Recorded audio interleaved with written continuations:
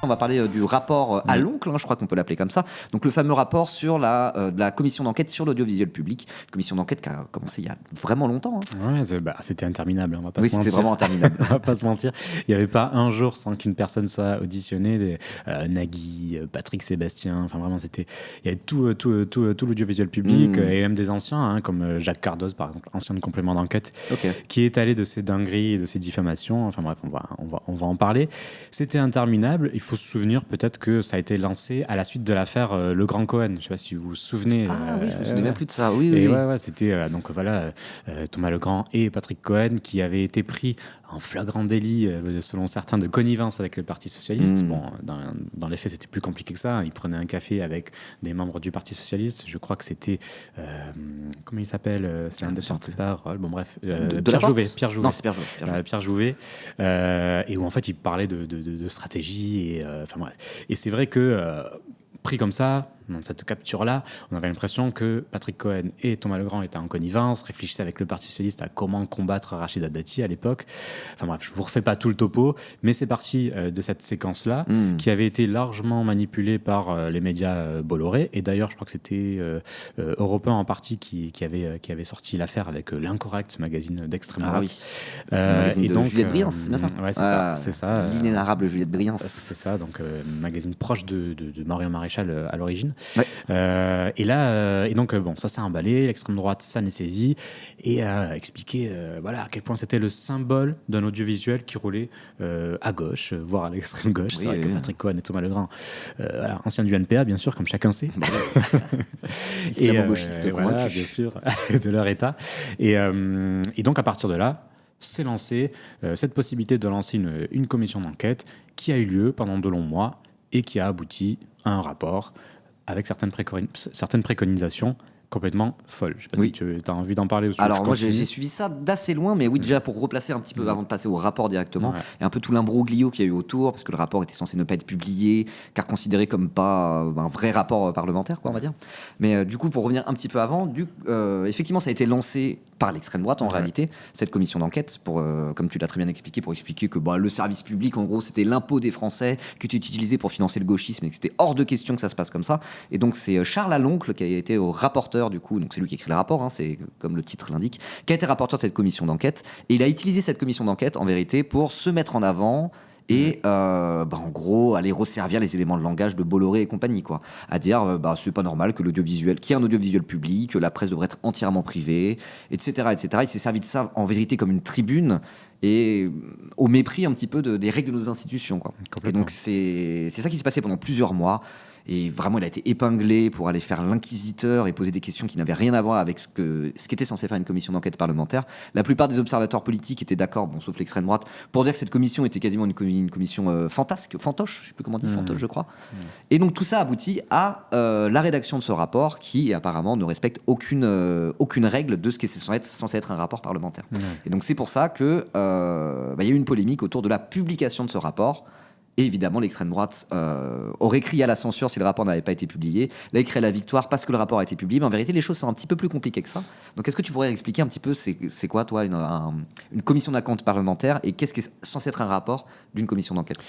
Une commission d'enquête puis son rapport, normalement, c'est censé d'abord établir des faits, tout simplement. C'est pas censé faire de l'opinion. Parce que c'est vrai que là, par cette commission et ce rapport, on voit qu'on est plutôt loin d'un rapport et de travaux qui se basent sur des faits et des éléments très factuels. On est vraiment sur une forme de macartisme, pour le coup. Charles Aloncle savait très bien ce qu'il allait chercher par cette commission-là, c'est-à-dire prouver absolument une forme de gauchisme dans l'audiovisuel public. Et d'ailleurs, on l'a même vu dans les auditions, dans l'audition de Nagui en particulier, pourtant qui n'est pas le plus grand des gauchistes, mais ça a été un procès pendant une heure et demie sur le fait qu'il il a dit plusieurs fois qu'il s'opposera toujours au Rassemblement national. Et donc voilà, on le voit par les différentes auditions, par les différentes questions qui ont pu être posées. À chaque fois, c'était est-ce que vous condamnez ceci ou cela ? Est-ce que vous comprenez que cela crée de l'émoi dans la population, etc., etc. Bref, c'était des questions très orienté et pas du tout dans une forme normalement de neutralité, même si c'est très compliqué à atteindre, mais de neutralité et d'objectivité.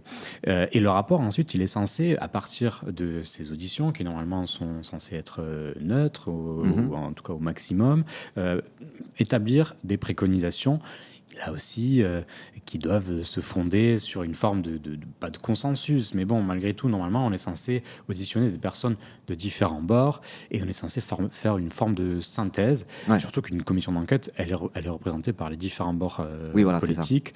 Alors que là, ce qu'on voit avec cette commission d'enquête, c'est, tu l'as bien dit, ça a été une tribune pour Charles Aloncle qui, en plus, en a profité pour se montrer une sorte de zola d'extrême droite. Il y avait une, mais encore une fois, je crois que c'était incorrect, avec j'accuse Charles Aloncle, etc. Alors que tout le sépare d'Émile Zola, puis je ne sais même pas s'il le connaissait avant cette une, je ne sais pas. mais bref, et puis ensuite, le rapport, on va la regarder.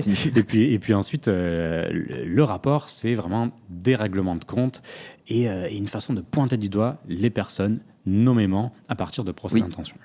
Et ce qui est intéressant, c'est qu'effectivement, là où Charles Aloncle et toute l'extrême droite, comme à leur habitude, sont en train de se victimiser et de crier à la censure, il est juste rapporteur de la commission, c'est pas sa commission. Et d'ailleurs, une commission d'enquête parlementaire, par essence, c'est pas censé être ni une commission de droite ni une commission de gauche, c'est censé être une commission dont les différents acteurs sont représentatifs de l'Assemblée nationale. Et lui, c'est juste le rapporteur. Et donc c'est pour ça qu'il y a un vote à la fin pour dire est-ce qu'on publie ce rapport. Si après s'être démocratiquement concerté, l'ensemble de la commission et des sensibilités politiques qui y sont représentées décident que ça correspond bien à ce que la commission devait faire, et le rapport est publié. Et donc là, en fait, si le rapport avait décidé de ne pas être publié, ça n'aurait pas été de la censure, ça aurait été la commission, dans toute sa sensibilité, qui estime que le rapport ne sert à rien et que le rapport n'est pas correct, quoi.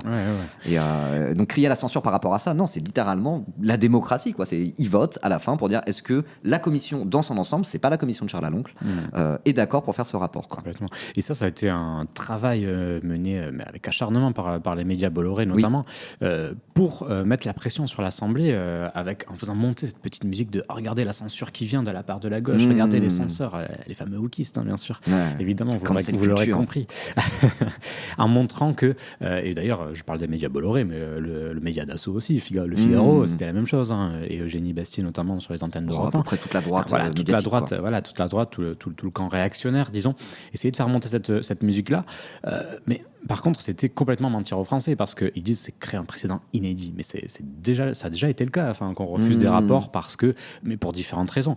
Là, ça aurait pu être le cas pour des raisons de déontologie, notamment, et même d'une certaine façon de manipulation, parce qu'on a vu, Le Monde a publié un article, une enquête montrant que le groupe Lagardère, détenu par Bolloré, avait envoyé une série de questions à Charles Aloncle, justement dans le but d'instrumentaliser cette commission d'enquête. Mais bref, avant cette commission d'enquête, d'autres rapports ont été refusés.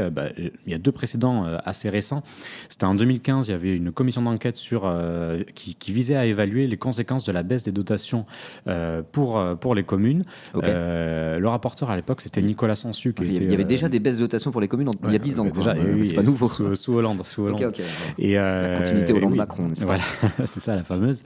Et à l'époque, le rapporteur communiste Nicolas Sansu disait si ce rapport il a été rejeté, c'est parce que la majorité, donc la majorité socialiste, a peur des conclusions. Et ça n'avait pas fait polémique, il n'y avait pas eu un groupe médiatique qui criait à la censure. Non, c'est aussi quelque part le jeu parlementaire. On pouvait s'en désoler, je m'en désole toujours, parce que c'est c'est un sujet qui est toujours là, comme tu le disais. Les maires s'en désolent encore. Et pourtant, des travaux, des auditions, un rapport, et tout ça a été enterré. Mais c'est le jeu parlementaire, il y a eu un vote. Et il y a eu un autre précédent, c'était en 2011, un rapport sur les financements des syndicats. Là, c'était pour toute autre chose. Là, c'était beaucoup plus complexe. Il y avait une part de questions déontologiques aussi.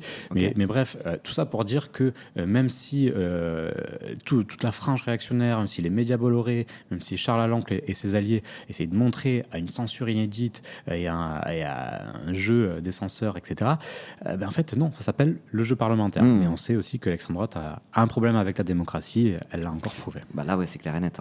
C'est clair et net. Alors, du coup, ce qui est intéressant, c'est qu'ils auraient crié à la censure si effectivement le rapport n'est pas passé. Et là, au final, ils disent non, ça va, on est content, justice a été faite. Et grâce à qui? Encore une fois, qui sert de marchepied, si ce n'est de serpillière à l'extrême droite. Comme d'habitude, c'est les macronistes. Ouais. Donc là, chose intéressante, le président de la commission était un Horizon, du coup. Alors, je ne me souviens jamais de son nom, c'est Jérémy Patrier-Létus. Donc à la base, il avait dit oui, ce rapport c'est n'importe quoi, là, des infos qu'on a, on n'a pas à le publier. Et au dernier moment, on ne sait pas vraiment pourquoi, il a décidé en fait de voter pour. Il s'est même pas abstenu, il a décidé de voter carrément pour la publication de ce rapport. Et à côté de ça, il y a les macronistes. Alors je ne sais plus lesquels c'était, mais il y avait quelques macronistes qui représentaient qui étaient représentés dans la commission aussi, qui eux ont décidé de s'abstenir. S'ils s'abstenaient pas, s'ils votaient contre la publication du rapport, le rapport n'aurait pas été publié. Ouais.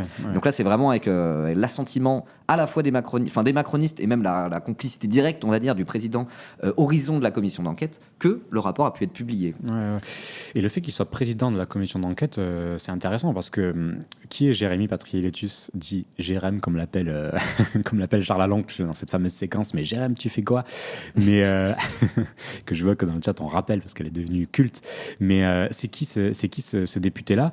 Ce député Jérémy Patrier-Létus, c'est un député Horizon. Et il faut savoir qu'il était rapporteur d'un autre texte, d'une autre loi en préparation. C'est celle qui préparait la fusion de l'audiovisuel public dans une holding sur le modèle de la BBC. Okay. Et on peut voir quand même certaines similarités avec les projets de Charles Aloncle. Alors évidemment, il n'allait pas aussi loin, loin de là. Mais malgré tout, c'est quelqu'un qui est plutôt favorable à ce qu'on aille couper très largement dans les finances de l'audiovisuel. Et voilà, et à l'époque, ça avait été soutenu notamment par Rachida Dati, ministre de la Culture. Ça n'était pas allé jusqu'au bout, mais voilà aussi pourquoi c'est lui qui est président de la commission d'enquête, parce qu'il faut savoir qu'il y avait un autre candidat, macroniste aussi, alors un peu moins proche de la Macronie parce qu'il est modem, c'est Erwan Balanant, député breton, alors je ne sais plus exactement si c'est du Finistère, je crois que c'est le Finistère. Bref, et lui par contre, il est beaucoup plus virulent vis-à-vis de l'extrême droite. Alors attention, hein, ça n'en fait pas un gauchiste, oui. Ça reste un macroniste. Mais en tout cas, voilà, lui est plutôt opposé au plan de Charles Aloncle, très largement d'ailleurs, et c'est d'ailleurs lui sur la séquence du fameux « Mais Jérémy, tu fais quoi ?» si je me souviens bien, c'est parce que Balanant allait plutôt au mail face à Charles Aloncle. Mais j'ai plus exactement toute la séquence en tête, mais je me souviens qu'il y avait une sorte de conflit entre les deux. Bref, et tout ça pour dire que si Jérémy Patrier-Létus a été nommé président, c'est aussi grâce au soutien de l'extrême droite qui voyait en lui un macroniste plutôt coupe dans l'audiovisuel compatible. Plutôt aile droite, plutôt économiquement de droite, on va dire, plutôt libéral. Alors après, ils sont tous libéraux, les macronistes. Mais c'est vrai que parmi les différents représentants du camp macroniste, donc il y a Modem, Renaissance, l'UDI, je crois, enfin l'UDI, on s'en fout un peu, on va dire, et Horizon, c'est quand même un petit peu l'aile libérale des macronistes. Édouard Philippe, il est pour la retraite à 67 ans. Ils sont plutôt pour tout privatiser de manière générale, Horizon, ce qui leur fait un point commun avec l'extrême droite, puisque l'extrême droite, de plus en plus, est en train d'arrêter de se mettre un vernis vaguement de gauche et tout, là, la fameuse ligne populiste de Marine Le Pen qui était soi-disant pour la retraite à 60 ans et pour la sécurité sociale, patati patata. Bon, bah là, depuis 2024, c'est en train de disparaître cette ligne-là. Et Bardella, au contraire, lui court après le patronat. Il se met littéralement à parler comme la droite libérale, tout ce qu'il y a de plus standard, sur les questions économiques en tout cas. Donc il y a ce côté-là où le RN est en train de se transformer en droite libérale assez classique sur les questions économiques. Il reste quand même un cran au-dessus dans le racisme, on va dire. Mais à côté de ça, il y a aussi LR qui, eux, se mettent à parler exactement comme l'extrême droite. C'est en train de devenir, voire est déjà devenu un parti d'extrême droite. Et en tout cas, dans cette convergence entre la droite et l'extrême droite, il y a un truc qui met tout le monde d'accord, c'est on va dire le discours anti-impôt, c'est-à-dire oh là là, il y a une gabegie d'argent public, qu'est-ce que c'est que ça, les Français, on devrait augmenter leur salaire en arrêtant de payer des gauchistes à la télé qui servent à rien, Et donc sur cette convergence-là se fait beaucoup sur les questions économiques, et là c'est aussi pour ça qu'on la voit aussi clairement, cette convergence sur la question de l'audiovisuel public. En vrai, ça fait vraiment partie des points communs qu'il y a entre la droite et l'extrême droite, et donc évidemment qu'on a des macronistes qui au final vont être tout à fait sur le même genre de projet que l'extrême droite. Ouais, complètement. C'est vrai que la Macronie s'est distinguée quand même par son travail pour essayer de détricoter l'audiovisuel public, on peut essayer de remonter un petit peu dans le temps, parce que si on remonte à 2020, par exemple, à l'époque, Franck Riester, je ne sais pas si vous vous souvenez de Franck Riester, ex-socialiste, si je ne me trompe pas, lui aussi il était ministre de la Culture pendant un moment. Qui était ministre de la Culture, exactement. Et en 2020, il avait porté déjà un projet de fusion de l'audiovisuel, de coupe massive, etc. À cette époque-là, c'est le Covid qui a fait que les travaux ont été ralentis, finalement ça s'est pas fait, etc., etc. Ensuite, il y a eu un autre texte de loi. C'est un ex-LR apparemment, Riester. Ex-LR, ok, d'accord. C'est vrai qu'on les confond de plus en plus. Oui. Et ensuite, il y a eu un projet, un texte porté, soutenu largement par Rachida Dati, donc qui est aussi ministre de la Culture. Là, à ce moment-là, c'est à la fois il y a plusieurs choses, mais la chute du gouvernement Barnier, qui a ralenti les choses, et un petit peu avant, il y avait aussi la dissolution qui a ralenti la chose.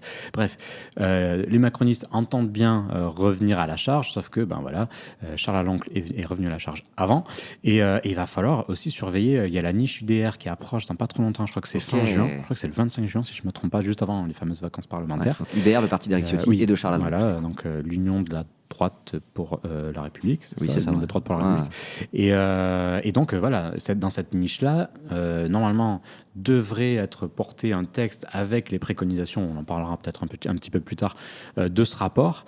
Et là, il faudra surveiller l'attitude de la Macronie, l'attitude de la droite. Est-ce qu'ils vont soutenir les projets de l'extrême droite carrément ? Parce que c'est vrai qu'il y a une ressemblance. Mais de là à soutenir un texte porté par l'extrême droite, normalement, il y a un cap qui ne franchissent pas.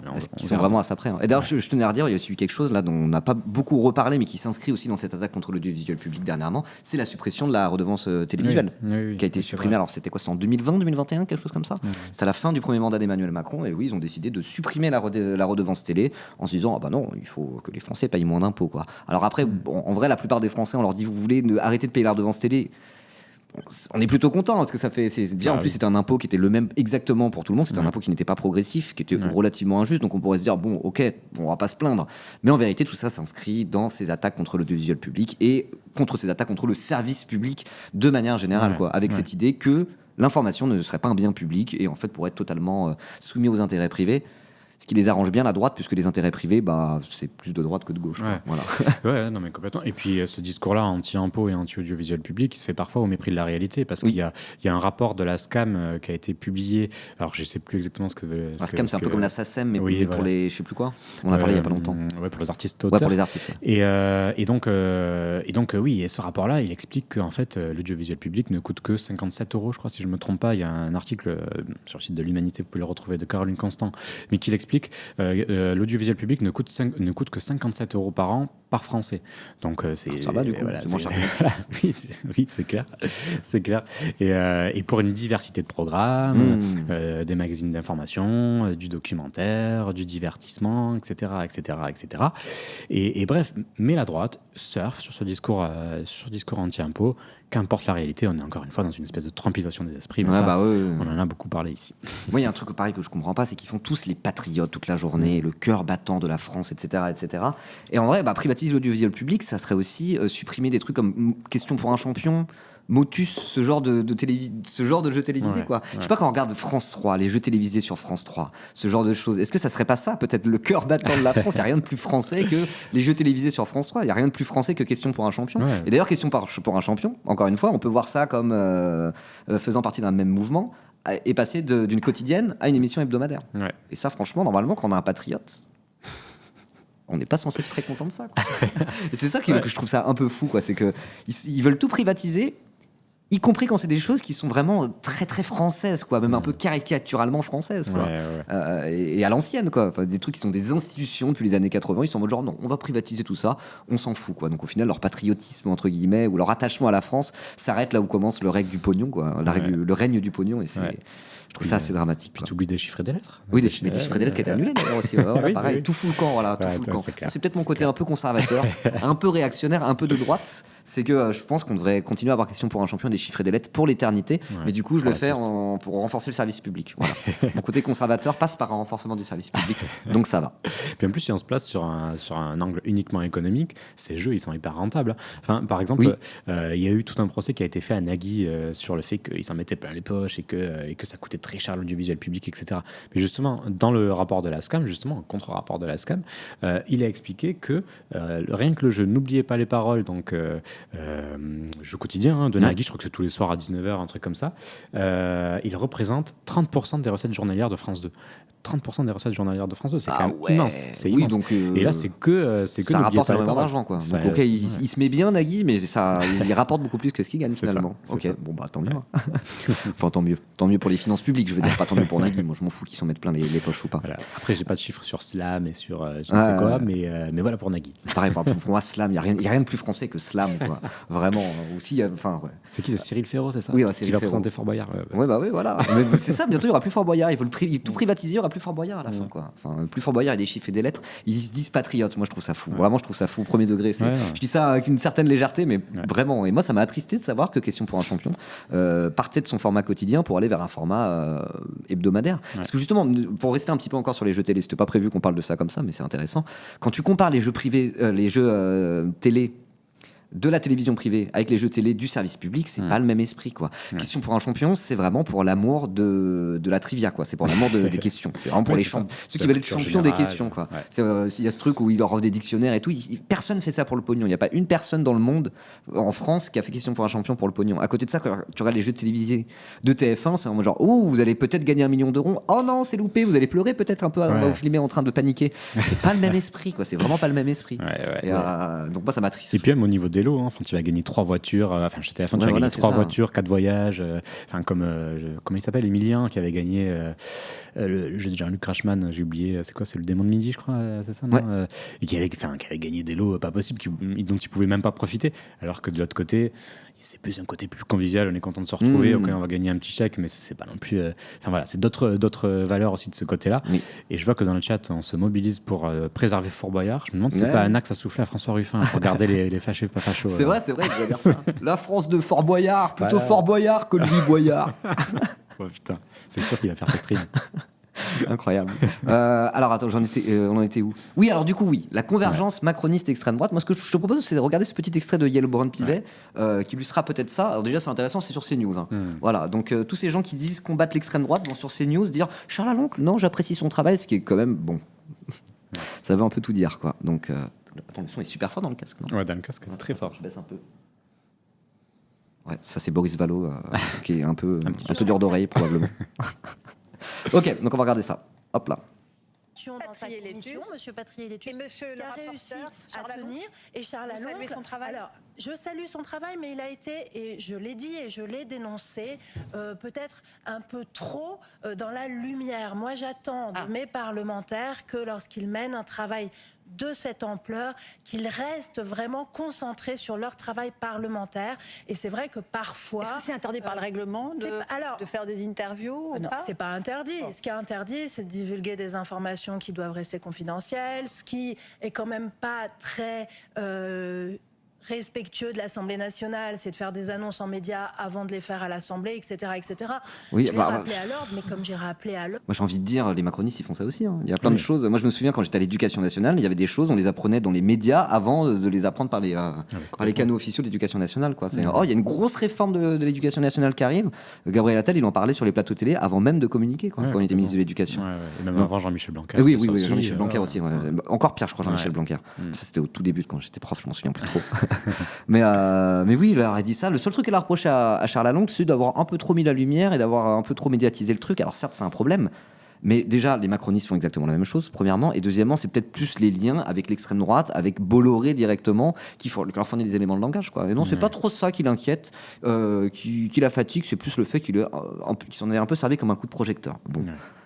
ordre plusieurs rapporteurs ou présidents de commissions d'enquête quand ils dépassent un peu le cadre. C'est juste mon rôle. Moi, je suis là pour faire respecter les institutions et pour faire en sorte que le Parlement puisse exercer pleinement ses missions. C'est ce qu'il a fait dans le cadre de cette commission. Charles Lalonde, qui était l'invité d'Europe 1 ce matin de Dimitri Pavlenko, il estime que vous avez sans doute, vous êtes sorti de vos prérogatives, vous aviez pris la parole, dit-il, sur France Inter le matin même de l'audition de la patronne de Radio France, pour le critiquer lui-même. Est-ce que c'est une façon, dit-il, de discréditer son travail et d'affaiblir la commission ? Vraiment, mais l'extrême droite, dès qu'il se victimise pas pendant 30 secondes, il meurt, on dirait, quoi. Vraiment, il y a une petite critique qui est faite parce qu'ils respectent rien. Ils disent regardez, on va me censurer, ça va, Charles Lalonde. Ça fait 6 mois que tu fais ton numéro, qui fait son cinéma, et dès qu'on dit oh là là, il faut un peu son cinéma, celui-là, il crée la censure, quoi. Oh là là. Non, mais c'est scandaleux et c'est insupportable des deux côtés. C'est vrai que pour l'extrême droite, tu l'as très bien dit, et de l'autre côté, il y a Hellbrun-Pivet. Tout ce qui la choque, c'est ça, c'est la forme, quoi, c'est le fait de prendre la lumière, etc. Et d'ailleurs, on l'a retrouvé aussi dans la position des macronistes, parce que la plupart se sont abstenus et n'ont pas voté contre, parce que justement, on a enlevé dans l'introduction, je crois que c'est dans l'introduction du rapport, une mise en cause de Yael Braun-Pivet, en parlant justement de son intervention sur France Inter le matin de l'audition de la présidente de France Télévisions. Alors, dans le rapport, ils sont plaints du fait que Yael Braun-Pivet a parlé d'eux. Ouais, c'est mais ça. C'est quoi le rapport avec le deuxième public ? En gros, en disant, regardez, c'est bien la preuve qu'elle a pris parti. Donc, il remet en cause une forme d'indépendance, quoi, quelque part. Et il dit, en gros, et là, on va retourner sur le champ de la victimisation, que c'est du jamais vu, que normalement, la présidente de l'Assemblée nationale n'a pas à prendre parti contre un parlementaire, et que là, c'est ce qu'elle a fait. En gros, elle a marqué un CSC. Mais c'est non. Enfin, et la présidente de l'Assemblée nationale a le droit, d'ailleurs, d'avoir un avis sur les commissions qui sont menées à l'Assemblée, dans l'hémicycle qu'elle préside. Donc voilà. Et donc, les macronistes ont obtenu le fait en fait, ils ont obtenu deux choses. Ils ont obtenu de retirer la mise en cause de Yael Braun-Pivet, donc dans les termes que je viens d'exposer, et ils ont aussi réussi à retirer une mise en cause, là, cette fois, du président. Donc là, je dois regarder mes notes pour retrouver son nom, Jérémy Patriélétis, et qui, en gros, ils disent, il était président en dépit de sa présence, de ses fonctions au conseil d'administration, je crois que c'est de France Média Monde, donc tout ce qui regroupe France 24, RFI, etc. Donc il y avait une façon de montrer un petit peu entre les lignes qu'il n'était pas indépendant et que, il est là, mais il est quand même dans le camp d'en face, quoi. Enfin, c'est à chaque fois la même méthode qu'on retrouve pour Braun-Pivet et pour Patriélétis. Et donc les macronistes ont réussi à enlever ça. Mais ce qui est frappant, c'est qu'en fait, ce qui les dérange dans ce rapport et dans ce travail-là, au-delà de la déontologie, au-delà des préconisations, avec des coupes quand même de près d'1 milliard d'euros pour l'audiovisuel public, non, ce qui les dérange, c'est plutôt leur cas personnel. C'est que ils vont être mis en cause, ils vont être pointés du doigt, etc. Mais quelque part, j'ai envie de dire, mais on s'en fiche, c'est presque un sujet secondaire. Mais là, c'est vraiment ce qui guide le vote. Normalement, quand on est un vrai républicain, quand l'extrême droite nous critique, on prend plus comme une médaille que se dire ah non, arrête de me critiquer, s'il te plaît, quoi. C'est pour ça que je dis qu'ils servent de marchepied, voire de serpillière. C'est que Charles Lalonde, il passe son temps à dire oui, les macronistes sont des sales gauchistes qui font n'importe quoi. Et au final, les macronistes, ils disent ah ouais, il a un peu raison quand même. Enfin, pourquoi ils font ça ? Ils font ça parce que, je sais pas, ils ont peur de la pression de Bolloré, quoi. Ils voient très bien l'extrême droitisation qui est en train de se passer, en particulier médiatiquement. Ils se disent ça va être de pire en pire, du coup on prépare la suite, quoi. Ils ont vraiment aucune once d'antifascisme en eux, quoi. C'est totalement absent de leur ADN, quoi. C'est très grave. C'est on s'adapte. Le monde est en train de virer fou l'extrême droite, on prépare la suite, quoi. Et c'est même pareil quand on regarde par exemple le CNC, c'est aussi ce qu'ils ont fait. Le CNC qui suspend le CNC Talent, ça s'appelle plus CNC Talent, mais l'équivalent du CNC Talent pour les créateurs de contenu web, etc. Ils ont cédé à la première pression de l'extrême droite. Mais vraiment, ils ont cédé intégralement. Pourquoi ? Parce qu'ils se disent si Bardella arrive au pouvoir, on est dans la merde, quoi. Donc ils préparent déjà. Le fascisme n'est même pas encore là. Ils le préparent déjà en amont pour être sûr qu'ils ne seront pas inquiétés, quoi. Enfin, je trouve ça vraiment révoltant, quoi. Vraiment révoltant. En parlant de révoltant, je vous propose qu'on arrête avec le Braun-Pivet. On en a déjà vu assez et qu'on passe à l'extrait suivant sur justement Jérémy Patriélétis. Complètement. Mais j'allais te dire que celui-là, il est largement encore plus représentatif de ce que tu disais. On va l'écouter parce que cette espèce d'antifascisme qui n'en est pas un. Mais en fait, c'est intéressant parce que Jérémy Patriélétis se montre comme opposant à l'extrême droite, j'ai jamais voulu me coucher, etc. Il a combatté. Mais il dit tout ça allongé, donc en fait, on va regarder, je pense que c'est encore plus... Mais vraiment les Von Papen des temps modernes, les macronistes. Relire Johan Chapoutot, exactement. Voilà, c'est encore une illustration de ça, quoi. Sachant que là, c'est vraiment très chapoutesque, on va dire, de A à Z, puisqu'on a le bloc central, l'extrême centre, tout ça qui se couche devant l'extrême droite sans réfléchir, et tous les grands propriétaires, toute la grande classe bourgeoise, là, de Bolloré à Bernard Arnault et compagnie, qui, pareil, encouragent de l'extrême droite en se disant qu'ils vont conserver l'ordre social et conserver leur position de domination dans la société, quoi. Donc là, vraiment, on est au cœur de tout ça, sachant qu'en plus, tout ça se retourne contre la gauche in fine, quoi. Voilà, enfin la gauche, ou même la gauche France Inter en est victime, quoi. D'ailleurs, c'est marrant parce que dans cet extrait, Benjamin Duhamel passe presque pour un camarade, et je trouve ça assez intéressant. Est-ce que ça serait pas ça aussi le signe de la fascisation de notre époque? On se retrouve à avoir en Benjamin Duhamel un allié de circonstance, ça craint quand même. Non, vous avez raison. Non, là-dessus, Benji le Rouge de retour. Vous avez raison. Je l'ai voté et j'ai été le seul à le dire avant d'avoir lu le rapport.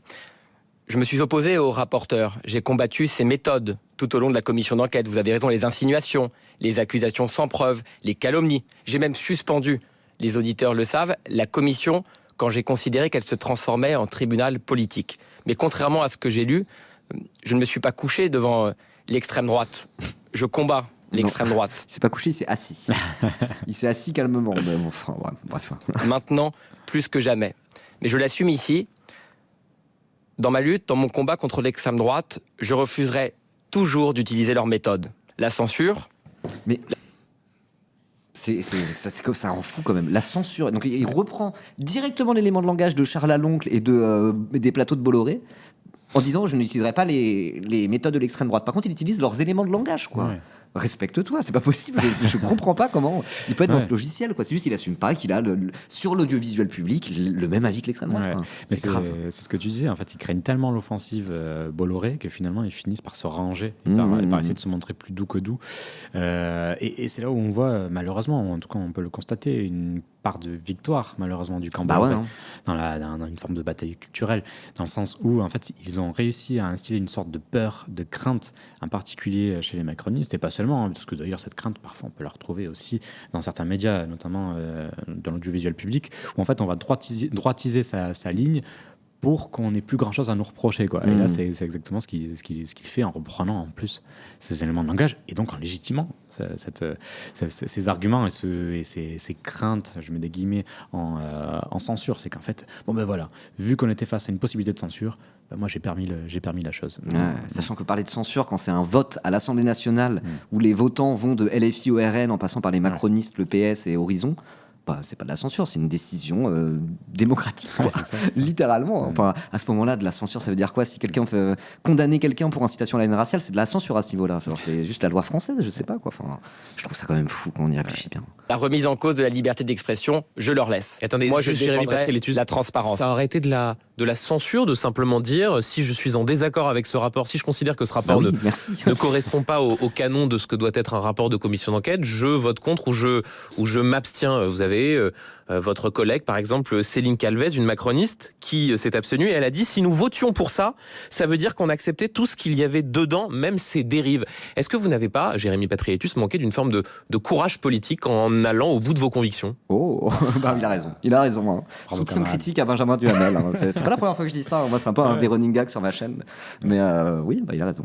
Pendant 6 mois, je me suis opposé à ces méthodes. J'ai pris des coups quand j'ai suspendu les travaux de la commission d'enquête. C'était pas anodin. C'est la première fois qu'un président d'une commission d'enquête suspend les auditions parce que je considérais que la commission se transformait en tribunal politique. Mais j'ai fait le choix, dès le début, d'organiser cette commission devant les Français, de faire la transparence. J'ai refusé le huis clos parce que je souhaite la transparence. Maintenant, c'est aux Français de juger des méthodes du rapporteur, aux Français qui nous écoutent, de juger des propositions du rapporteur, dont je vous le dis, je considère qu'elles fragiliseraient profondément le duel public. Mais c'est aux Français d'en juger. Mais les députés qui votent en commission sont des représentants des Français. C'est ça le truc. On appelle ça littéralement la représentation nationale. Donc là, les Français ont choisi, et les Français, via toi, ont choisi de trahir les Français en publiant un rapport qui n'avait pas lieu d'être, quoi. C'est ça que je comprends pas. Les Français en jugeront. Non, c'est le principe de la démocratie représentative.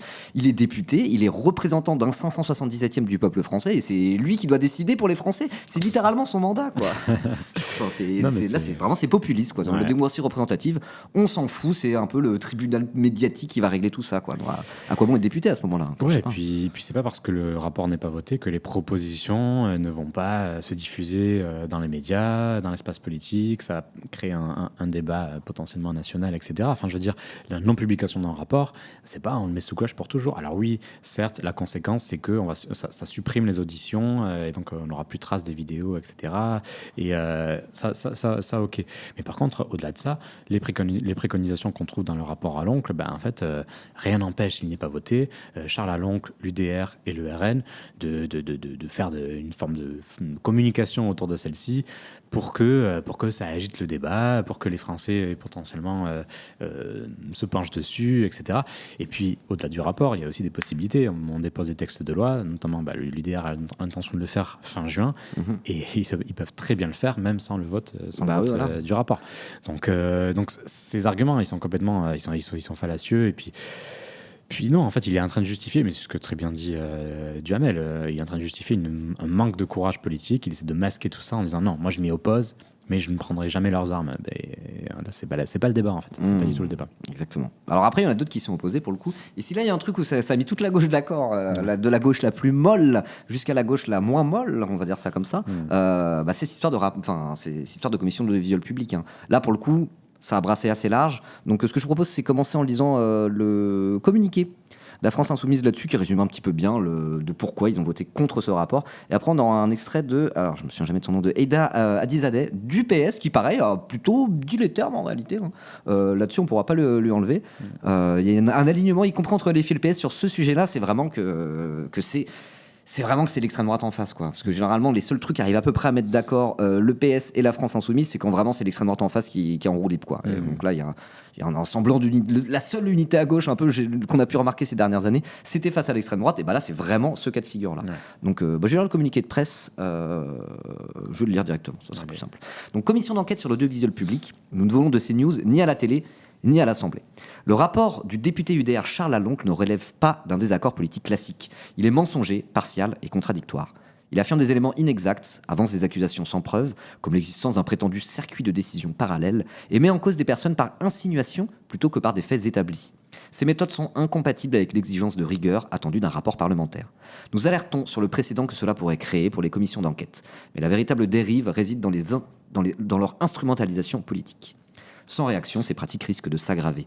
Nous réaffirmons enfin notre attachement à un service public de l'audiovisuel indépendant et à des travaux parlementaires sérieux au service de la démocratie. Moi, je trouve ça intéressant parce que LFI, c'est pas les derniers dans la critique médiatique, y compris dans la critique du service public. Hein. C'est les premiers à dire oui, France Info est en train de se droitiser, ça va pas du tout, etc., etc.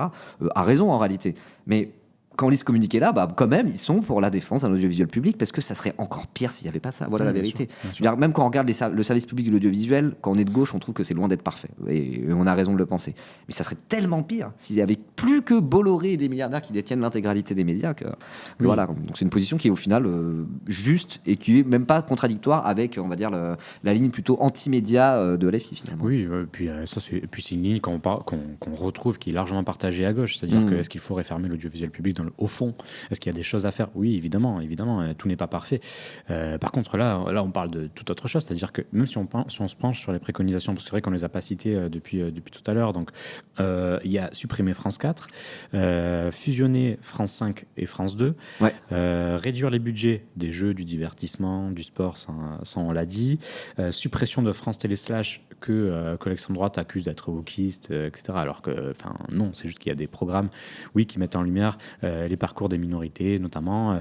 Il y a une conscience sociétale de ce côté-là et sociale. Et alors Mais ils veulent le supprimer. Ils veulent fusionner France 3 et ici. Alors, France 3 et ici, ça a déjà fusionné un petit peu sur certains morceaux, c'est-à-dire la matinale, par exemple, le créneau du matin. Mais là, ils veulent fusionner totalement. Fusionner l'INA et la BNF et supprimer le MOVE, évidemment. Parce que le MOVE, culture urbaine, rap, hip-hop, R&B, etc., vous voyez bien ce qui dérange du côté de l'extrême droite. Et bref, et derrière tout ça, c'est des coupes majeures, c'est des suppressions d'emplois en cascade. Et au total, ça c'est l'extrême droite qui le chiffre comme ça, mais c'est 1 milliard d'euros de coupes. C'est quand même immense. Et en plus de ça, il y a aussi l'instauration d'un contrat bien particulier, un contrat qu'ils appellent de neutralité. Et ce contrat de neutralité, c'est là où c'est très particulier. Bon, déjà, c'est particulier à la base, mais c'est très particulier parce qu'il vaudrait même en dehors de leur fonction. C'est-à-dire que, par exemple, si Nagui, je sais pas, il finit de présenter N'oubliez pas les paroles, et si le soir, il a envie d'aller, je sais pas, participer à un meeting antifasciste, bon, je pense pas qu'il le fasse, mais bon, imaginons, il n'aura pas le droit, parce qu'en fait, même en dehors, il représentera et continuera à représenter France Télévisions, et donc il n'aura pas le droit de donner un seul avis politique. Donc c'est quand même très particulier. Il y a à la ça fois... crée à la censure et à la liberté d'expression. Voilà, c'est ça. Fou, quoi. Ça. Donc à la fois il y a un projet austéritaire et ensuite il y a un projet de bâillon en fait, de bâillonner absolument toute voix qui s'opposerait potentiellement à l'extrême droite, parce que c'est ça qui est visé en fait. C'est ça le fond du sujet, quoi. Ouais. C'est même quasiment le seul sujet, quoi. Ouais. Donc ils créent à la censure, mais en vérité, ce qu'ils aimeraient bien, c'est qu'il n'y ait plus une parole de droite et d'extrême droite qui existe. Et effectivement, s'il n'y a plus du tout d'audiovisuel public dans tout ce qui est médias mainstream, pour le coup, ça n'appartiendra plus qu'à des milliardaires de droite et ils seront très très contents, quoi. Donc c'est toujours pareil.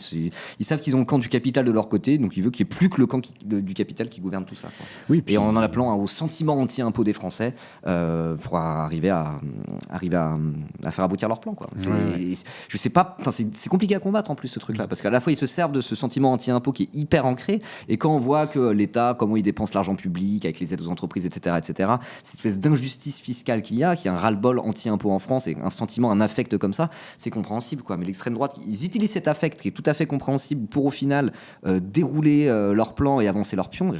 Il y a un côté où c'est difficile de combattre ça, quoi. Ouais. Vraiment, ça fait un peu flipper, quoi. Oui, et puis ce qui se dégage aussi, c'est que on le savait que l'extrême droite était le bras armé du groupe Bolloré, notamment, de Vincent Bolloré, d'Arnaud Lagardère, etc., etc. Mais quand on s'aperçoit aussi, on en a parlé un tout petit peu tout à l'heure, mais que le groupe Bolloré, par Lagardère, transmettait des questions aux députés d'extrême droite et à Charles Laloncle, on peut se poser aussi la question de est-ce qu'ils ne sont pas déjà en train de préparer... Il y a la privatisation évidemment de l'audiovisuel public, mais aussi un rachat à moindre coût de certaines parties de l'audiovisuel public par ces mêmes milliardaires.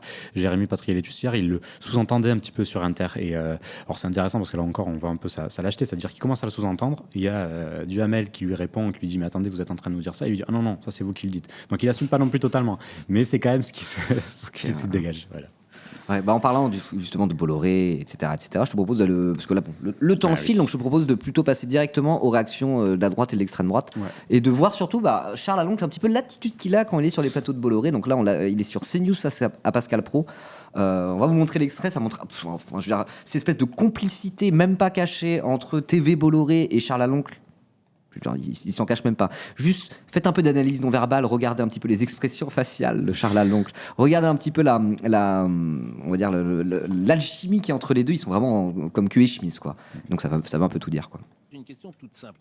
Est-ce que vous avez réussi à savoir combien effectuerait l'émission C'est ce soir, c'est à vous, combien elle est facturée au service public? Parce que nous, on connaît les coûts. Je sais par exemple ce qu'écoute cette émission. Et c'est ce soir, c'est la même chose. C'est ce soir, vous mettez 8 personnes autour de la table. Dites-moi si le son est faible. Interne, un peu bas. Donc ces émissions, elles ont un coût. Et je pense qu'elles sont facturées 10 fois moins, ou elles coûtent 10 fois moins que ce qui est facturé. Une émission comme C'est ce soir... Pardon? Et elles sont meilleures. Elles sont meilleures. Elles sont meilleures, oui. Pour trouver l'heure des pros meilleure que C'est ce soir, il faut vraiment avoir de la merde à la place du cerveau. Je suis désolé, c'est grave, c'est très très grave, quoi. Puis avec ces espèces de trucs complotistes, c'est de l'argent public, donc ils sont forcément et sur facture, c'est sûr et certain. Vous voulez pas nous donner le truc en exclu, mais d'où le rapporteur d'une commission parlementaire représentative de l'Assemblée nationale devrait en exclure des choses à des fascistes à la télévision, quoi. Franchement, ils se croient tellement tout permis, ils en ont rien à foutre. Et comme l'Arcom ferme globalement de plus en plus sa gueule, pareil, parce qu'ils se disent que Bolloré va pas perdre de pouvoir prochainement et que Bardella peut très bien arriver au pouvoir en 2027, l'Arcom laisse faire. Comme avec le CNC qui supprime le CNC Talent, tout le monde laisse faire parce qu'au final Bolloré est trop puissant, a trop avancé ses pions partout et tout le monde flippe, quoi. Tout le monde flippe, sauf les laquais de Bolloré qui, eux, en toute décontraction, nous chient dans le crâne à longueur de journal à la télé, quoi. C'est insupportable. Est-ce que vous avez réussi à savoir ça? L'émission comme C'est ce soir, moi je pense qu'elle est facturée 130 ou 150 000 euros, ce qui est à mon avis très très cher pour ce que c'est. Je voudrais savoir si vous avez eu ce prix. Sur ces émissions précises, j'ai eu les prix. Oui. Effectivement, les sociétés de production, contrairement à la rémunération de Nagui, ces émissions et ces contrats m'ont été apportés. Le dire, ça. Ce que je peux vous dire, c'est que, et j'ai essayé de le mettre sur la table, c'est qu'il y a une surfacturation de ces sociétés de production. Est-ce que vous pouvez nous le dire? Non, mais ce que je peux vous dire, c'est que dans les audits... Dites-moi oui ou non, si vous je ne veux pas insister. Vous lirez le rapport. En fait, ma situation est délicate. Je voudrais que vous me disiez combien est facturé ce soir. Monsieur Brault, dans ma situation est délicate parce que depuis le début, j'ai voulu respecter le règlement. Dans une semaine, le rapport sera publié. Vous pourrez lire un certain nombre de révélations. Jusqu'à la publication du rapport lundi prochain, je n'ai pas le droit de révéler des éléments du rapport. Mais est-ce que précisément le prix sera mis? Est-ce que c'est ce soir facturé 120 000 € ou 150 000 €? Est-ce que c'est ça qui m'intéresse? Le prix de C'est ce soir, pardon de vous décevoir, mais ne sera pas mis concrètement dans le rapport. Par contre, ce que je peux vous dire... mais donc on sait rien, en fait. Ce que je peux vous dire... Peut-être qu'on sait rien parce qu'en fait il n'y a pas d'infos qui vont dans votre narratif. Je pense que si effectivement il y avait la surfacturation, il l'aurait mis dans le rapport puisqu'il ne respecte absolument pas les règles de ce que c'est qu'un rapport parlementaire. Quoi. Donc, bizarrement, des choses qui n'existent pas ne sont pas révélées aux Français. Bah oui, c'est que vous avez tort en fait. Ouais. C'est très particulier de chercher des boucs émissaires dans ces émissions-là. Alors évidemment, on sait ce qu'elles représentent pour eux. Il y a un côté, regardez, c'est l'émission de la gauche bourgeoise qui reste entre elles.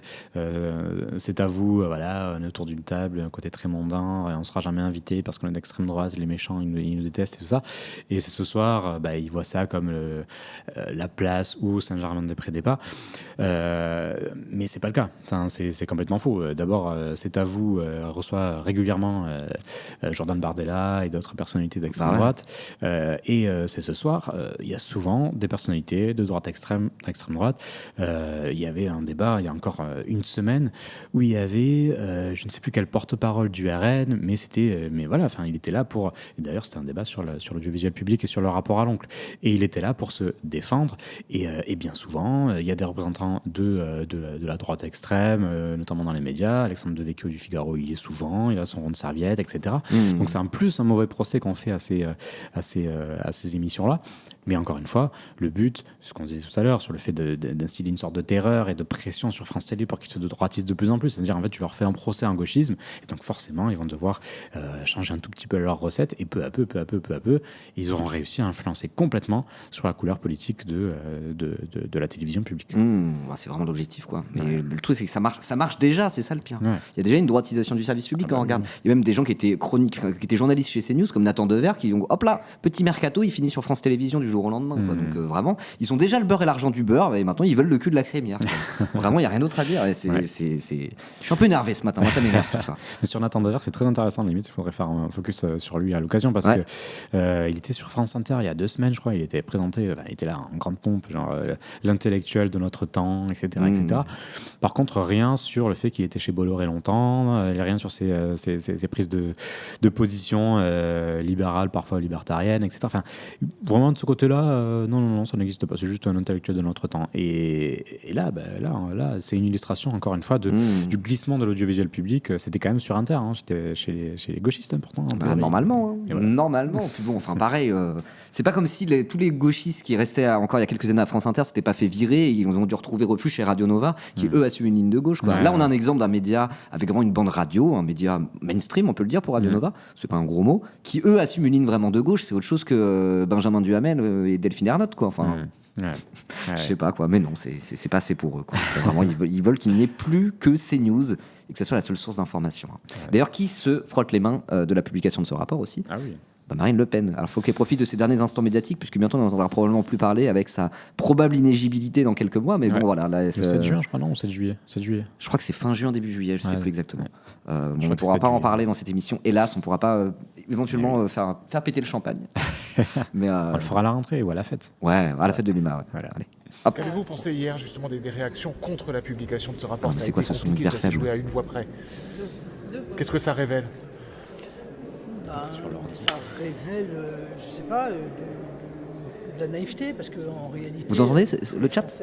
Beaucoup de Français ont suivi cette commission d'enquête. Elle a été extrêmement intéressante. Je crois que les auditions ont été tout particulièrement suivies par les Français. Et par conséquent, vouloir enterrer un rapport comme celui-là, c'est souhaiter en réalité la censure. C'est souhaiter bloquer le travail de l'Assemblée nationale et c'est souhaiter entraver l'information auquel les Français ont droit. Mais je ne suis pas très étonné de cela, compte tenu la couleur politique de ceux qui ne souhaitaient pas la publication de ce rapport. Qu'avez-vous pensé hier justement Vraiment, c'est tellement parlé pour rien dire. Ça ne m'étonne pas que la gauche soit contre la droite. Bon, bah super. Super, très pertinente. Bon. Ouais, non, mais c'est toujours cet éternel discours sur la censure, évidemment. C'est essayer de retourner le stigmate en disant, en fait, voilà, le camp de l'antidémocratie, de la censure, etc., bah, il n'est pas de notre côté. Nous, on est le camp de la liberté. Regardez, c'est plutôt eux, etc. Enfin, cette espèce de récit voilà, que l'extrême droite essaie de mener depuis très longtemps. Mais ce qui est intéressant dans les prises de position de la gauche, dans son ensemble, on en a parlé un tout petit peu tout à l'heure sur LFI, c'est que ils ont essayé, malgré tout, de répondre à cet argument-là. C'est-à-dire que LFI a dit oui, ça peut. Comment dire, il s'est interrogé sur le précédent que ça pouvait provoquer de ne pas voter ce rapport. Mais par contre, ils ont dit ok, on s'interroge sur ça, mais par contre, le contenu ne peut pas justifier qu'il soit voté. Et donc, en fait, ils ont argumenté sur tout ça. Même chose chez les écolos, même chose chez les communistes. Chez les socialistes, c'est un tout petit peu différent. Alors, ils étaient dans la même ligne à peu près, mais ils amenaient une petite nuance. Ils ont proposé qu'on sépare la partie collégiale de toute la commission de celle du rapporteur. Donc, en gros, potentiellement, on puisse voter pour l'un et pour l'autre. Et ce qui aurait permis de, imaginons, voter pour la partie collégiale et voter contre celle du rapporteur ou inversement. Bon, ça c'est quelque chose qui pourra être discuté. J'ai vu que Saint-Toul, donc député insoumis, qui était hier d'ailleurs à l'UMA, vous pouvez aller voir sur YouTube. Sur ce même sujet-là. Voilà. N'hésitez pas à aller le voir, c'est leur 35 minutes, quelque chose comme ça. Interrogé par Margot Bonnery, voilà, complètement. Et il dit en gros, ça peut être intéressant, mais je ne suis pas complètement favorable. Enfin, bref, vous verrez ses arguments. Tout ça pour dire que la gauche n'a pas été complètement, pas du tout même, dans la caricature qu'essaie d'en faire Marine Le Pen. Ils n'étaient pas là en disant fermez-la à l'extrême droite, on veut vous censurer, etc. Non, au contraire, c'était normalement, c'est problématique qu'un rapport d'un rapporteur ne puisse pas être voté, parce que normalement, il est censé être fait dans les règles de l'art avec toutes les forces politiques, donc normalement, ça devrait être voté. Sauf que là, il y a de graves problèmes déontologiques. Et donc, en fait, à partir de là, la responsabilité du député, la responsabilité des parlementaires, c'est de s'opposer à des travaux qui font honte à la représentation nationale. D'ailleurs, c'est intéressant parce qu'il y avait une autre commission d'enquête qui avait été totalement lancée par la droite et qui était vraiment une instrumentalisation ridicule. C'était cette fameuse commission d'enquête sur l'entrisme islamiste dans nos institutions.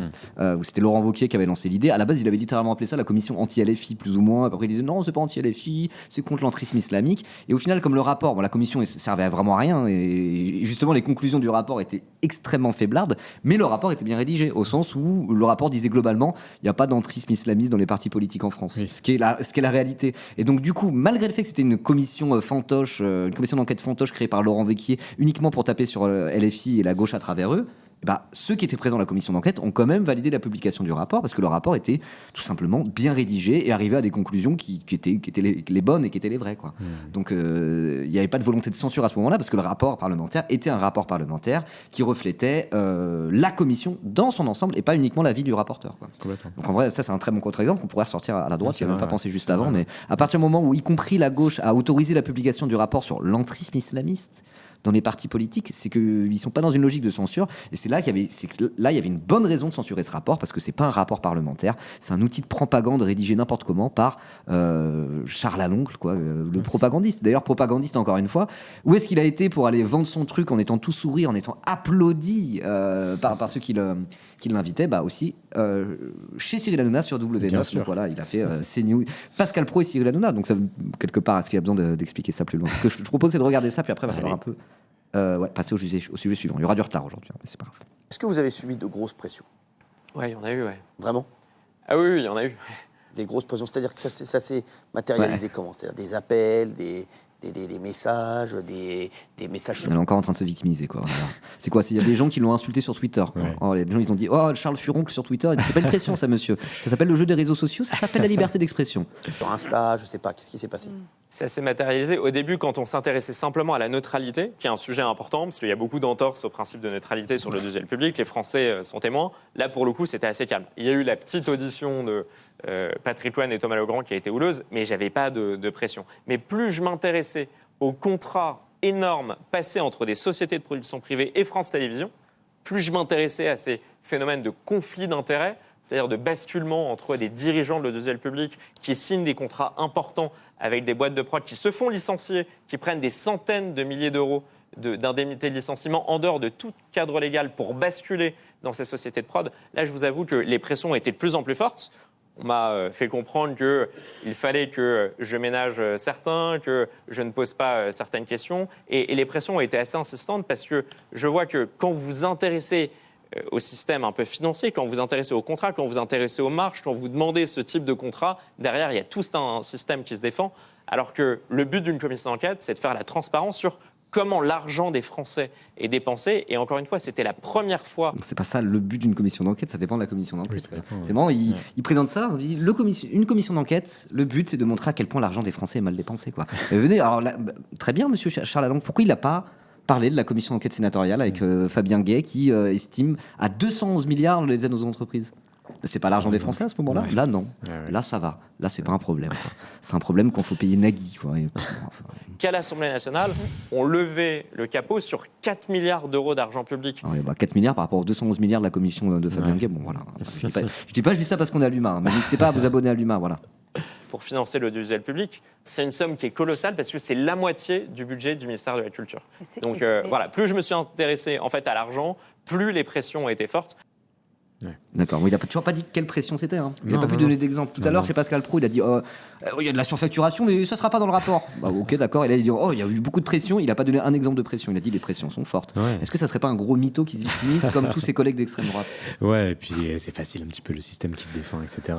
C'est un résistant, etc. Et en plus, tu ne parles pas des pressions qu'il a reçues de la part de Bolloré, peut-être, voilà, avec des questions qu'il fallait poser absolument. Avec cette... Là, ça, c'est une pression qu'il a acceptée, par contre. Mais par contre, les autres. Voilà. C'est vrai qu'on n'a même pas parlé tant de ça que ça, mais c'est vrai que il y avait aussi, ça c'était l'enquête du Monde, je crois. Si le rapport n'était pas publié, il y avait une piste apparemment pour le publier directement sous forme d'un livre chez Fayard, chez Bolloré, quoi. Bon, on pouvait s'en douter. La ficelle est assez grossière. Alors moi, je te propose juste de finir là-dessus pour finir sur l'audiovisuel public.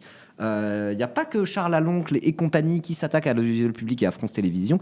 Il y a aussi Patrick Sébastien. Je ne sais pas si tu as suivi, je ne sais pas si vous avez suivi le chat qui a sorti un nouveau morceau qu'on va vous mettre un tout petit extrait, mais c'est tout, sur Delphine Ernotte. Donc c'est la patronne de France Télévisions, c'est bien ça? Voilà. Et donc lui aussi, il n'est pas content, il s'est fait virer de France 2 et il est vraiment sur la même ligne que Bolloré, Charles Laloncle et toute cette espèce de droite réactionnaire de dire l'audiovisuel public c'est de la merde, quoi. Et donc on peut peut-être prendre Patrick Sébastien comme un thermomètre de la fascisation finalement, parce qu'il n'était pas tant comme ça que ça il n'y a pas si longtemps. Et là, ça commence à puer un peu, et donc il a fait cette musique-là sur Delphine. Donc Delphine, c'est Delphine Ernotte, présidente de France Télévisions. On va pas vous le mettre en entier, mais bon, juste pour dire que voilà le genre d'allié qu'ont l'extrême droite actuellement, quoi. Bon, ben d'accord, je vais essayer. Et c'est risqué. Delphine, si t'avais connu ma on aurait été si heureux. Delphine, si t'avais connu ma on aurait été amoureux. Bon voilà, je pense qu'on en a vu assez.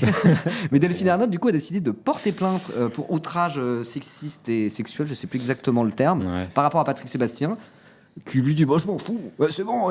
Voilà. Et Charles Laloncle, on lui a posé la question. Je crois que c'était Benjamin Duhamel ou peut-être quelqu'un d'autre, je me souviens plus. Et Charles Laloncle il a dit je suis pour la liberté d'expression et je suis pour l'humour. Et il a dit on a bien reçu David Pujadas. Aucun rapport. Aucun rapport. Donc, je ne sais pas. Peut-être qu'il aime les chansons paillardes aussi, David Pujadas. Je sais pas, je le connais pas. Je l'ai jamais croisé à un barbecue. Non, mais en fait c'est quand même hallucinant, c'est insultant, absolument insultant. Et il était aux grandes gueules 2 jours après l'annonce de Delphine Ernotte de déposer plainte. Il dit en gros je m'en fous complètement.